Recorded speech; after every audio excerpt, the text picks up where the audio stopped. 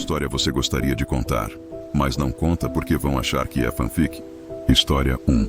Em tempos, eu tive um namorado e o rapaz não bebia muito, mas quando bebia era de cair para trás. Numa bela noite, eu estava dormindo e recebi uma ligação de um amigo pedindo meu endereço para mandar um táxi, porque o rapaz estava tão bêbado que não sabia dizer onde morava, então ele acabou ficando a noite na minha casa.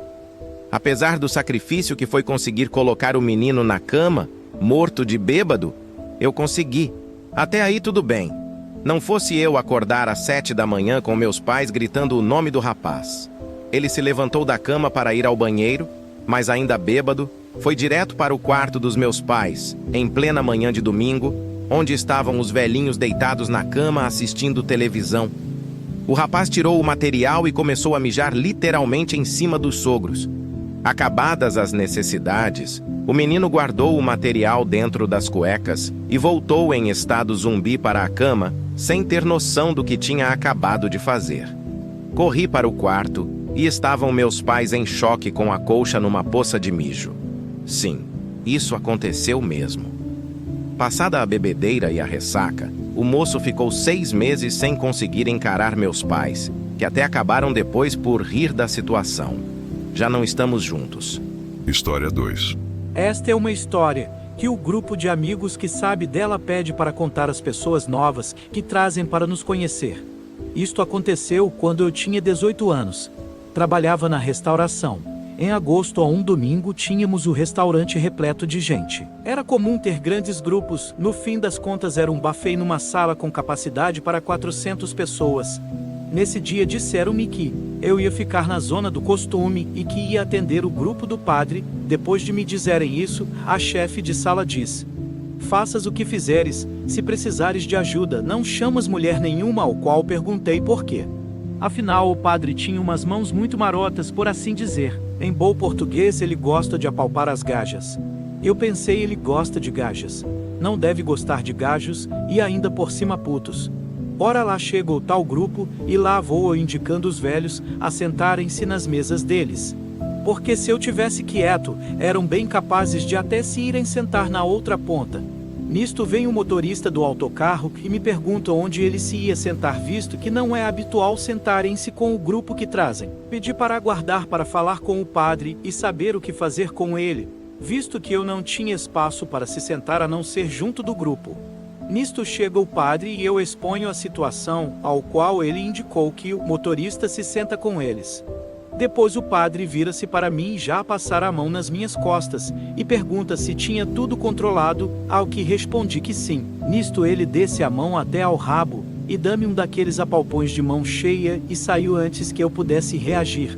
Ainda em choque ao olhar para o motorista, que se riu, disse ao menos deixava gorjeta. História 3.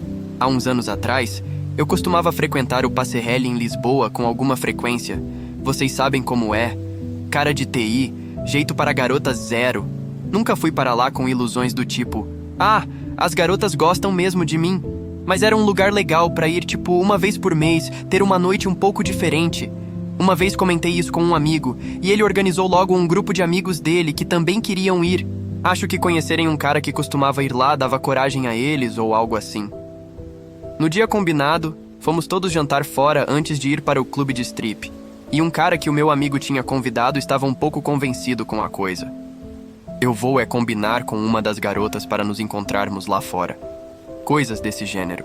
Eu tentando colocar um pouco de água na fervura, dizendo que nunca tinha visto isso acontecer. Mas pronto, lá fomos para o clube.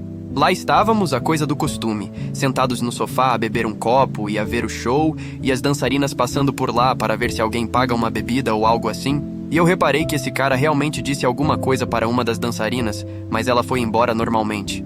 Pouco tempo depois o cara se levanta e vai embora e nunca mais voltava. Se passam tipo 30 ou 40 minutos, e o grupo já a se perguntar: epa, onde está o Nuno? Eu, entretanto, começo a precisar de ir urinar e me levanto para ir ao banheiro. E quando entro no banheiro dos homens, dou de cara com o Nuno prestes a ter um ataque de nervos, e o cara diz algo como: epa, eu disse à garota que queria me encontrar com ela lá fora, e acho que ela foi fazer queixa de mim para o bartender. Não vou conseguir sair daqui para fora sem levar um enxerto de porrada. Tive literalmente que ficar 5 minutos falando com o cara no banheiro para acalmá-lo e tentar fazer ver que aquelas garotas ouviam. Pior que isso, todos os dias em que não se passava nada e convencer o cara a voltar para junto do resto do grupo. Da vez seguinte que fui lá, a stripper ainda se fartou de rir quando contei o que tinha acontecido. História 4. Essa história me lembra uma que aconteceu há uns bons anos. Eu treinava num ginásio relativamente pequeno daqueles à moda antiga, de ferro, e no meio da tarde não se passava nada.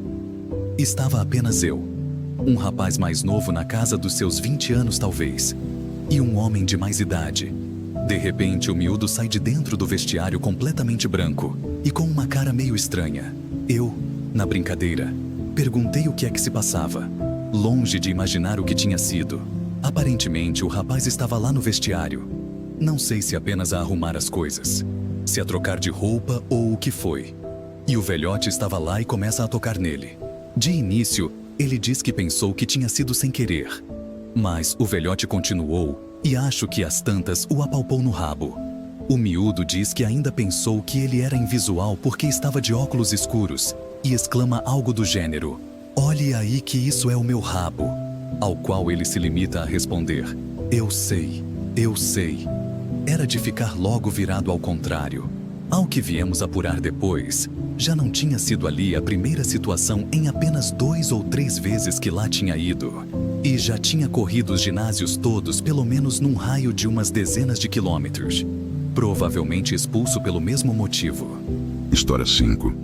No meu primeiro emprego, como desenvolvedora de software, depois de alguns meses, comecei a fazer levantamento de requisitos com o cliente, porque era só eu e o gerente de projeto na empresa. Ele fazia uns, eu fazia outros, e lá nos íamos organizando. Ora, apareceu às tantas um senhor, dono de um bar, que queria fazer um website para fazer publicidade ao tal bar. Lá acertamos o que seriam as expectativas dele e eu fiquei de começar a desenhar um layout e ele de mandar umas fotos para se começar a ver o que ficava bem. Alguns dias depois, vejo chegar um e-mail do dono do bar, mas, estando ocupada, guardei para ver mais tarde. Nós trabalhávamos em open space, pelo que tínhamos total visibilidade de todos os funcionários. Do nada, o meu gerente de projeto deita-se na secretária dele a rir que nem um perdido, com a cabeça entre as mãos. Alguns colegas levantam-se para olhar para o monitor dele e ver do que ele se ri, e às tantas está toda a gente na maior galhofa. Eu, curiosa como sempre, vou correndo abrir o e-mail para saber, afinal, do que toda a gente se ria. Saquei do zip que lá estava, abri as fotos todas e levo assim de chapa com o dono do bar, em pelota conforme veio ao mundo, deitado em cima de uma cama, uma perna para cada lado, a segurar o instrumento com o maior ar de matador a olhar para a câmara. Poderia ter estado quieta, mas o choque foi grande e não sabendo se ria se me enfiava em algum buraco, continuei a fazer scroll. As fotos eram cada uma pior que a outra, o dono do bar e o namorado nas mais variadas posições, com toda uma panóplia de brinquedos, dos quais eu conhecia que 10%. Claramente, as fotos do site não eram aquelas. O meu gerente de projeto informa-me que, tendo eu feito o levantamento de requisitos, cabe a mim avisar o cliente do erro e pedir as fotos certas. Caso tenha gostado, inscreva-se no canal e ative o sininho para mais histórias.